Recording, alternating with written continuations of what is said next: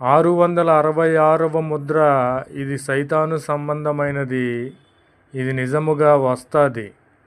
ఆ ముద్ర ఎవరైతే వేసుకుంటారో వారు సైతాను సంబంధులు. వారికి క్రయ విక్రయములు దొరుకుతాయి. వారికి లోక సంబంధముగా గౌరవప్రదమైన స్థానములో ఉంటారు. కానీ వారికి పరలోక రాజ్యము లేదు.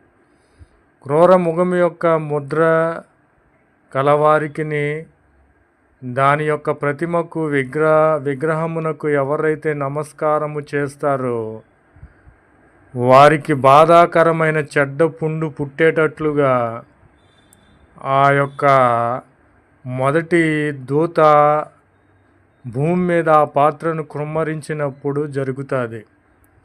కాబట్టి వీరు ఎంత మాత్రము కూడా దేవుని మాటలు వినిన